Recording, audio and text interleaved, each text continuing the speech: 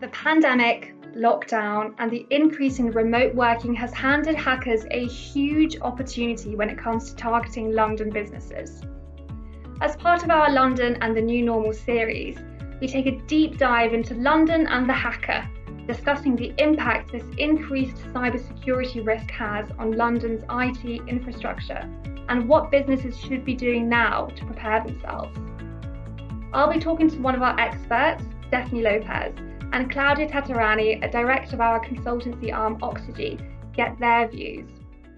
Steph, what types of cyber attack are hackers using to target businesses during the pandemic? Cyber criminals are seeing a more target-rich environment because people working from home are using systems which may be significantly more vulnerable than those in their offices. We're seeing a huge bounce in man-in-the-middle attacks, where an attacker intercepts messages between two people and then modifies them to control the conversation. Ransomware is another rapidly growing area, and also one that's becoming more sophisticated as criminals start to specialise in particular sectors. And in today's environment, what makes a company vulnerable to a cyber attack?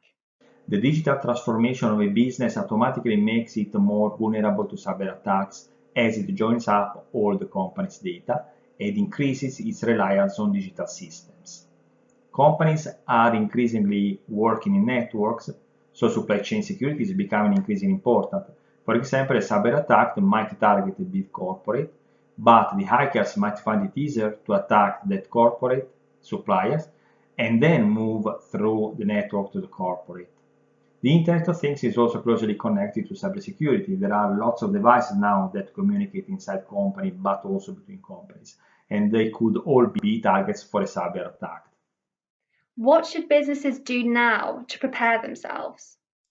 In today's environment, businesses need to protect themselves by implementing a cyber resilience program and make sure that they test it regularly. That way, the company will be able to demonstrate that it is compliant with its regulators' requirements. It also means it's not only better protected from an attack, but also match fit to deal with an incident should one occur. The other thing that businesses need to be aware of is how legislation and regulation around cybersecurity is changing. Even though Brexit is now over and done, EU laws and directives still apply to companies from non-EU countries, which now includes the UK, that make their services available in the EU. So what's next for these businesses in 2021 when it comes to cybersecurity? The response of businesses to the COVID-19 pandemic has given cyber attackers all new kinds of vulnerabilities to exploit and a lot more time to exploit them. And with lockdowns likely to continue in various forms for several months, and also people choosing to work from home for much longer after that as a result, companies need to change the way that they think about cybersecurity and make sure they have a resilience program in place. It's an endless arms race between hacker and defender. As a defender, you're usually slightly behind, but if you can keep things in check, it can be made tolerable.